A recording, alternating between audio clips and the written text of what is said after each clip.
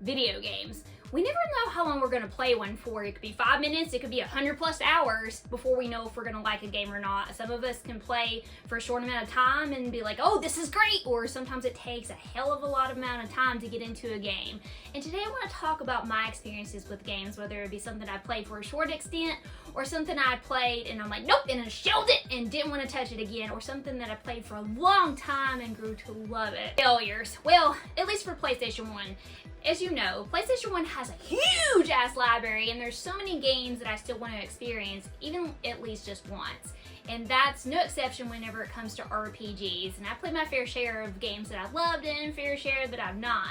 Now, concerning time, I put a good amount of time into each of these games, so nothing has been a 5-minute hit whenever it comes to RPGs, because whenever you're playing RPG, it normally takes a little bit longer before you'll actually know if you're gonna like the game or not, because some RPGs drag on. Sometimes they're like this with the grinding. So you just have to give it a chance for the story to kind of hit. And I'll talk about a game later on that I adore, which many of you will already know what it is, that it takes a moment to get into. So let's start off with the ones that you see before you. Hey, they're back again! Funny, huh? Parasite Eve 2, this one. Now, I gave this a fair shot because I played the first one. I liked how the mechanics were with the psychic powers and how it had a JRPG and survival horror elements mushed together. So I'm like, okay, I'm gonna play the second one, but I was warned about this one so many times. Don't play it, don't play it, don't play it. It's not like the first one, it's a Resident Evil clone. I'm like, Resident Evil? Of course, because I'm a huge Resident Evil fan. And sure enough, I was disappointed. I played probably up until the second half of the second disc, and then I was done. I really wanted to like this game. I tried so hard, but it was so awful with the controls. I've talked about this before about how much I dislike this game, about the controls, about the camera angles, everything about this game I cannot stand. Now, Aya looks great in this game. I like how her character design is, but that's about as far as it gets for me with this one. And I got to the point to where I couldn't do anything else because I literally was trapped and I kept dying. So I'm like, nope, I'm done. I'm finally done. I gave it all I could. I'm one of those people that likes to try to do as much as they can and give an RPG a chance because I'm an RPG lover. So of course, naturally, I'm gonna try to at least do about 20 hours or so before I'm like, I'm done.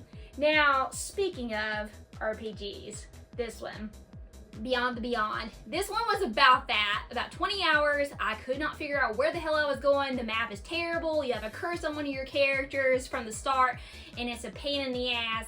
And this is one of those games to where I tried it, and I shelved it, and I will never, ever play it again. Same goes with this one. I will never play this again because it's just something I could not stand. Don't play stuff that you don't like. That's one thing that I want to stipulate. You can give it a try, and if it does not jive with you, shelve it. Don't worry about it. At least you gave it an opportunity, and you have your 2 cents on it, and that's how it should be with any game. No matter if people like it or not. Not everyone's going to have the same opinion about video games. That's the diversity of the community. Now, this one, Star Ocean, is a little bit of a different contender whenever it comes to this point. Now, I liked Star Ocean till the end of time. I really did. That was the only Star Ocean I ever played for PS2. So I wanted to try the one naturally on PlayStation 1 because I had never played it before. So I tried it. I liked it initially. I liked what it was doing. But as I kept playing and going on and on and on, I'm like, I'm starting to not really feel this game. I'm literally in-game with this. That's how far I got into this game. It's like 80+ hours or 100. Actually, no, it's probably over 100+ hours for this one now for the playthrough. And funny enough, I got that far even though I didn't know some mechanics of the game. I didn't know how to do it, and people were telling me how. I'm like, holy shit, I did not know that. So it was kind of funny. But I gave up on it because I got burnt out. Games can burn you out. I mean, if you grind so much in an RPG and if the story is kind of lagging, it will burn you out and you're just like, I'm done. Will I ever play this game again? I don't know. This one could possibly be picked back up and finished, but if I do finish it, I probably wouldn't play it again. It's not really one of my favorites. I mean, a lot of people think that this one is critically acclaimed. To some people, yes, they even did a remake. I think it's called Star Ocean R, I want to say is what the remake is called for this one. I don't know how that's played. I'm not really sure. Don't have it. Don't probably want it. Probably never will get it, but if I do go back to this one, at least I'll say I can finish it. My gaming extends outside the PlayStation 1 spectrum, and we bounce into PS2 and PS4. And of course, for a franchise that I know for loving, Kingdom Hearts 3. But let's start with PS1 before we move on to the other ones. Apparently it wants to fall down. Yeah, your disappointment! Anyway, the Wild Thornberries. I loved the show as a kid. It was really funny. I liked it. So whenever I heard that they had a game for PlayStation 1, of course I'm going to play it. Oh, boy. This game is something. It's basically like a little platformer where you have to do different things with Eliza, and then it's just a mess. With the mini golf is the worst part. The platforming is atrocious. PlayStation 1 has a lot of games like this. Animorphs comes to mind whenever it comes to that. I think I played about halfway through this game until I was like, nope, I'm done. So that's like maybe 3 hours, I'm gonna say, and I will never touch this game again. At least it works, it's here, it's part of the collection. Shelf, here we go! So that's one instance to where something's gonna be shelved and I'm not gonna touch it again for something that's not an RPG. Will you stay up? Stay up. Up! Okay, it's up. Moving on to PS2. Now, I'm a big fan of survival horror games, and I try to go outside the spectrum and try to play things that are not as commonly talked about. And one of those things that came to mind was Siren. Now, Siren looked really cool. I watched a little bit of gameplay footage of it. It looked neat for the concept of it, and this looks scary as shit. Kind of reminds me of like The Ring almost, and it kind of reminds me of like Fatal Frame, how some of it is like, you know, the outline of it and how it looks, but it sure as hell don't play like Fatal Frame. It feels like the escort mission of hell, literally. I don't like Resident Evil 4, and this is just horrible whenever it comes to that kind of contact. The battle mechanics are unique, yes, but they're a pain in the ass trying to hide, trying to avoid things, trying to, you know, get your people from one point to another. It's just a pain, and it's very, very difficult. Now, I gave this 2 shots. 2. And then that was it, and it's been shelved ever since. And I will probably never go back to this one not because it's hard, it's just that it wasn't fun for me. Now, there's sometimes when, you know, I play a game, and if it's not fun for me, I'm not gonna play it again. And this is one that comes to mind because of the fact that I like hard games, Bloodborne, hello, Soulsborne games, but, you know, this one is just not gonna happen again because it's just not my cup of tea whenever it comes to survival horror. Now, moving on to one of my favorite franchises ever, Kingdom Hearts. Oh boy, this one.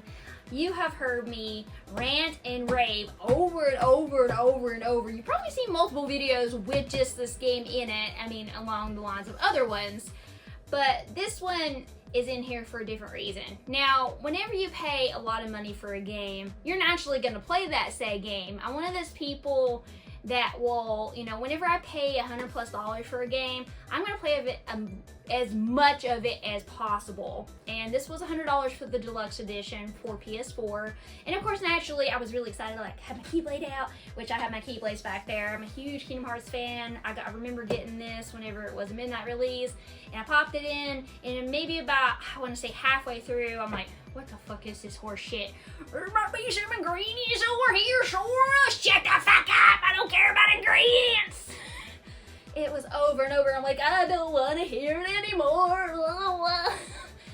But my justification for finishing this one was because I'm a huge lover of the franchise, and I wanted to see it through to the end, and I did beat it, and I do have a platinum trophy on this, and I will never ever play this again because I do not like this game. It is a huge disappointment in the Kingdom Hearts franchise. Motherfucker, I hate this game. But that's one reason I justify finishing the game, is because of the fact that, you know, I like the franchise. If I like the franchise enough, I will push through to beat the game, and Kingdom Hearts is one of those exceptions where I'll do that. I told you PlayStation would be back, now didn't I? Now, cost. Only one of these games contributes to that factor, and that is Persona 2. Now, Persona going in, I didn't know if I would like it or not because, as I've said, I have never played a Persona game until I played this one. So naturally, if I'm gonna pay $500 for a game, yes, 500 for this game in my hand, I'm going to play that game as much as possible. I don't care. I will make a damn good effort for that one. And I ended up liking it, and I ended up finishing it. Now, a lot of people said, it's hard. You can't do it. Final boss. Well, they were kind of right. The final boss was a pain in the ass, but I beat him in my first try. So, like I said, I can take hard games, so that's not really the point. There's just some games that are obscenely annoying, and I just don't really feel like they're worth the effort whenever it comes to trying to finish it. But this one, with the cost, with the story, I was like, okay, I'll finish it. It was a good game. It won't make my top 20, but it was still a fun game nonetheless. Now, whenever I talked about earlier about giving games a chance whenever it comes to time, you know, Legend Dragoon is one that I wanted to talk about briefly because a lot of people are like, it takes too long, oh, it's so grindy, oh, the story, there's nothing there. Well, yeah, because some RPGs take a moment to get into. This is no exception. This one is grindy as hell. I will say that because you can finish the game at level 42, 38, you know, depending on what you're comfortable with, and it can be hard as shit in some areas. Like Helena, if you're not leveled up to a certain point, you can get fucked over in Helena, trust me. I would know because I remember my first time playing, I got screwed over. But anyway, I learned. You learn as you play.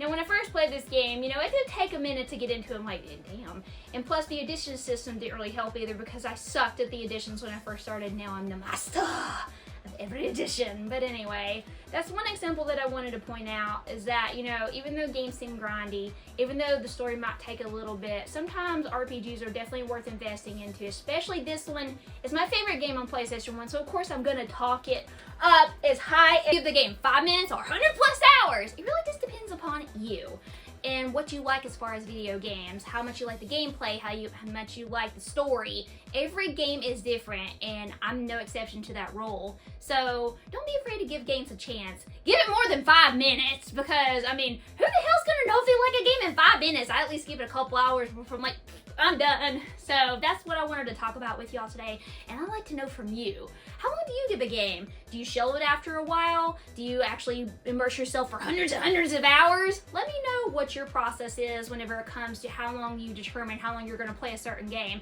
And yes, before anyone says, one more thing I want to add, I know backlog is a huge factor whenever it comes to games, and yes, people like to rush through and speed run and do all that. I mean, I don't do that. I take my time whenever I play games. They're there, they're purchased, they're waiting. So whenever I get to them, I get to them. But that's all the time I have for you now, my friends. Until next time, this is the PlayStation Girl signing out. Game on!